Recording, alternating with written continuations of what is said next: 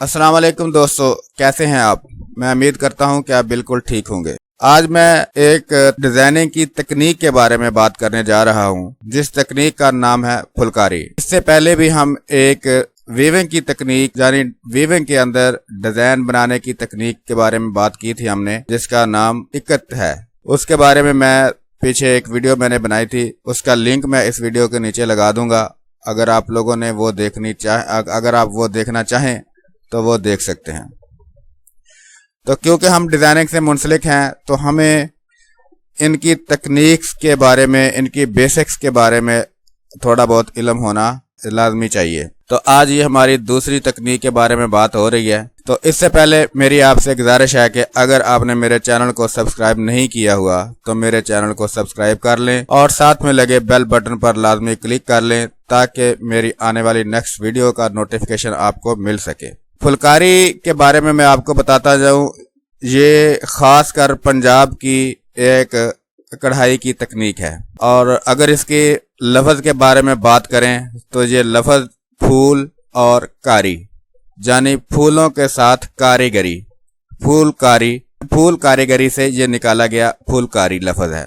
बताया जाता है कि पहले जितना भी हाथ से काम किया करती थी औरतें, कढ़ाई किया करती थीं, उन सब को फुलकारी कहा जाता था। लेकिन बाद में ये फुलकारी लफ्ज़ एक ख़ास मुख्तस हो गया, जो शालें वगैरह औरतें अपने हाथों से कढ़ाई करके अपने सरों के ऊपर लेती हैं। तो इसकी एक छोटी सी हिस्ट्री है, वो भी मैं आपसे शेयर करूंगा। वो ये है कि पुराने ज़माने में जितनी भी बच्चियां, ये पंजाब की तकनीक है, तो पंजाब में जब बच्चियां थोड़ी सी अपनी होश संभाल लेती तो उनको जैसे ही सीने परोने का काम सिखाया जाता, खाना पकाने का काम सिखाया जाता, तो उनके साथ साथ कढ़ाई के काम की भी तरबियत दी जाती।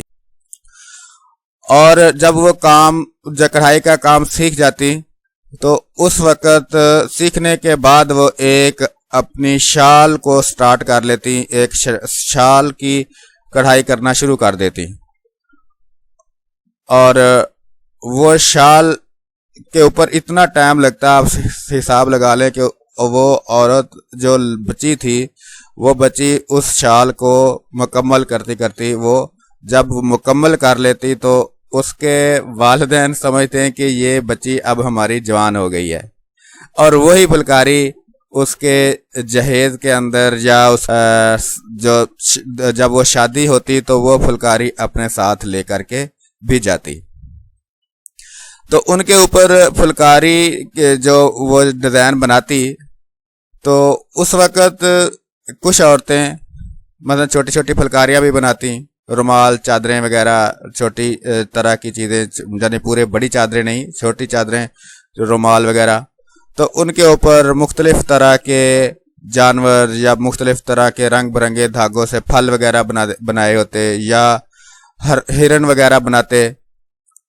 और इस तरह की जो छोटी मोटी उसके ऊपर कंपोजिशन बनाती थी। तो ये एक अलहदा यानी कि छोटी मोटी चीज़ें जो हैं वो भी बना लेती, लेकिन जो एक ख़ास फुलकारी चीज़ है वो एक उसके टांके की बात है कि आपने इसमें से समझना ये है कि अगर हमने कल को कोई फुलकारी डिज़ाइन करनी है, उसको प्रिंटिंग में ले जा कर के उसको हमने बनाना है, तो फुलकारी की एक तकनीक जो है वो बहुत ज़रूरी है कि उसका आपने ख्याल रखना है कि उसका रुख एक होता है। ख़ासकर तो ये मैं आपको बताऊं कि तकरीबन ज़्यादातर ये खद्दर के कपड़ों के ऊपर रेशमी धागे के साथ ये कढ़ाई की जाती है।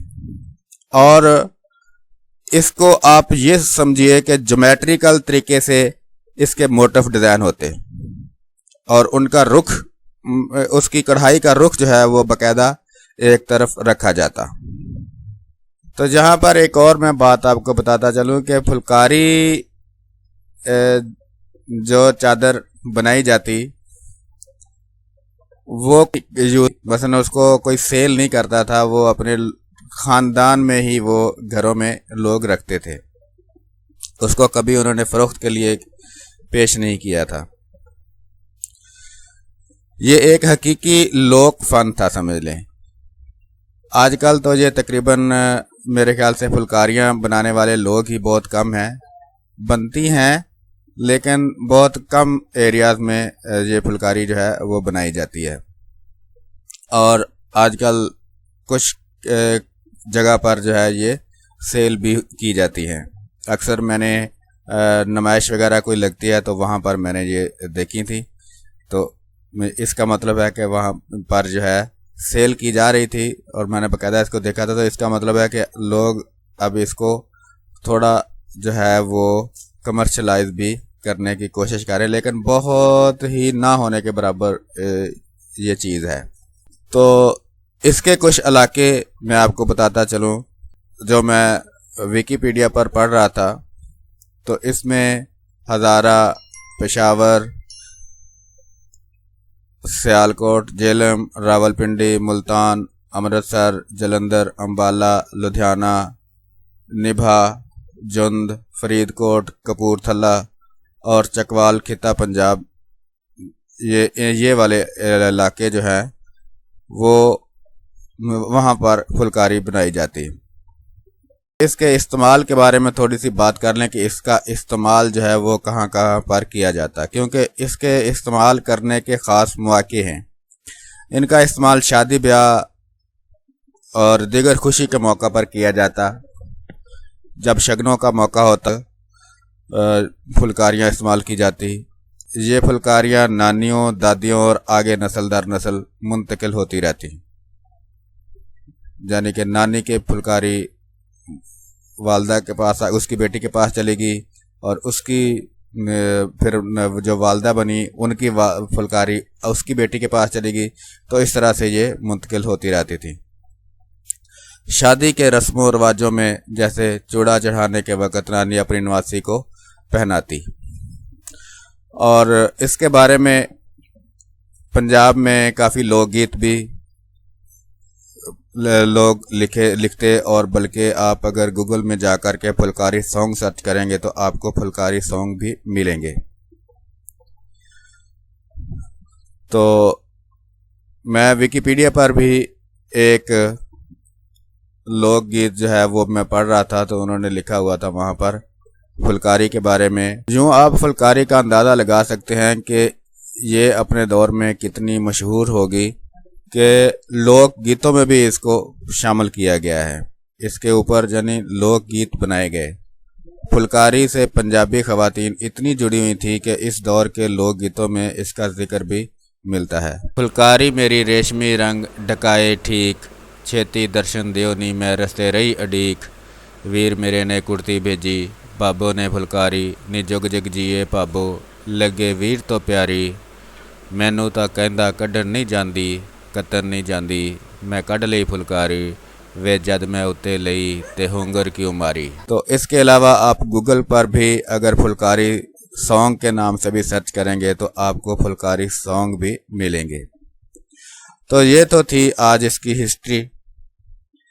اب اس کے بعد آگے والی نیکسٹ ویڈیو میں اس کی تکنیکس کے بارے میں ہم بات کریں گے کہ اس کی تکنیکس جو ہے وہ ہم نے اگر ڈرا کرنی ہے، ہم نے اگر پرنٹنگ میں لے کر کے آنی ہے تو وہ کس طرح سے بنائیں گے، اور اس کے علاوہ اس کی اوریجنل تکنیک جو ہے وہ کیا تھی، آپ کو میں چند پھلکاریوں کے اوپر ڈسکشن کر کے بتاؤں گا۔ تو تب تک کے لیے مجھے اجازت دیجیے، اللہ حافظ۔